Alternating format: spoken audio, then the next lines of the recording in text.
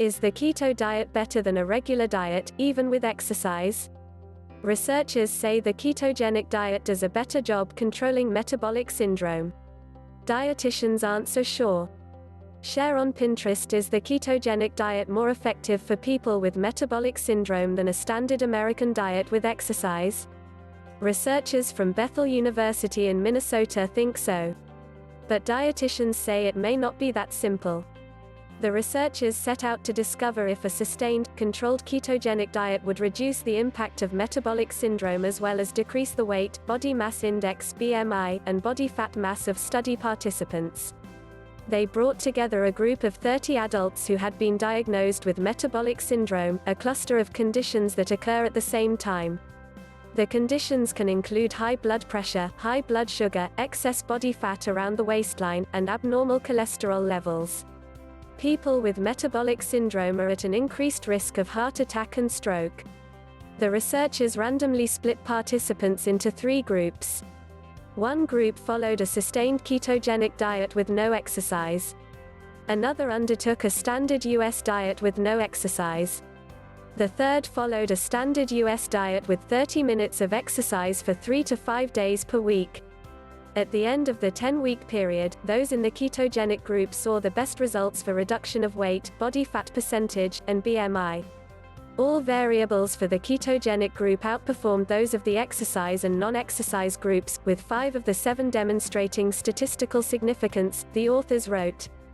Theory behind the keto diet: the ketogenic diet, sometimes called keto, is a low-carb, high-fat diet that involves drastically reducing the amount of carbohydrates you eat and replacing them with fats. The body responds to this reduction by going into a state called ketosis. Carbohydrates are the main fuel our body was designed to use and the only fuel that the brain and heart muscles use. When we don't eat enough carbohydrates, the body looks for other forms of energy to satisfy that role. Without carbs, our insulin levels drop and fat is released from our cells. The liver turns the fat into ketones, our body's second choice for energy. Laurie Wright, Ph.D., an assistant professor in public health at the University of South Florida, told Healthline. The keto diet has been used in medicine in conjunction with other therapies to help children with epilepsy. This is done under supervised conditions with a medical professional. Whether the diet can be used safely for weight loss, however, remains to be seen. The ketogenic diet appears to be safe in the short term, like this 10-week study.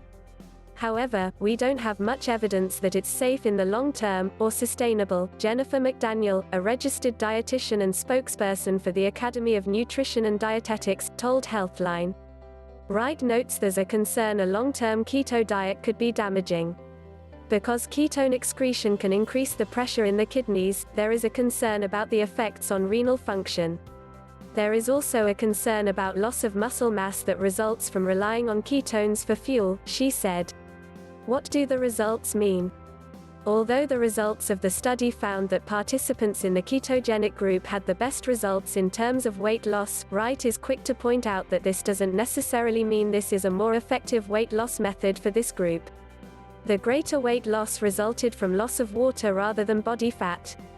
Studies show us that the water weight comes back quickly, and often people experience a rebound weight gain in response to the deprivation from the diet and changes in the metabolic rate. It is body fat that increases health issues, she said. According to a 2015 study trusted source, approximately 35% of all U.S. adults have metabolic syndrome. That increases to 50% for those 60 and over. One of the most important steps to preventing and treating metabolic syndrome is weight loss. A healthy diet combined with exercise helps with this.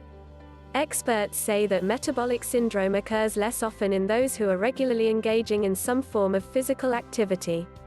The American Academy of Nutrition and Dietetics recommends a heart-healthy diet for those with metabolic syndrome, including a high intake of fruits and vegetables, low-fat or fat-free dairy, whole grains, seafood, and moderate amounts of lean meat, poultry, and oils. McDaniel says a reduction in carbohydrates is helpful for weight loss, but it doesn't need to be as extreme as in the ketogenic group in the Bethel study. It appears low-carb diets, in general, tend to be more effective for weight loss compared to the standard American diet. Low-carb diets can help people lose weight, but they just don't have to be this extreme. We have strong evidence that high-quality carbs that contain fiber and resistant starches like vegetables, beans, and whole grains support weight loss and reduce risk factors of the metabolic syndrome, she said. Dana Huns, Ph.D., a senior dietitian at the Ronald Reagan UCLA Medical Center in Los Angeles, argues that although the study participants in the ketogenic group achieved seemingly better results, this could simply be due to the inadequacies of the standard American diet. Almost any diet instead of the standard American diet might result in similar, perhaps attenuated, results. A standard American diet is by no means a healthy diet. It is usually 30% fat, often high in saturated fat, 50% or more carbs, typically refined carbs that are high in sugar. It is a diet that is typically high in salt and low in fiber and other beneficial nutrients, she said.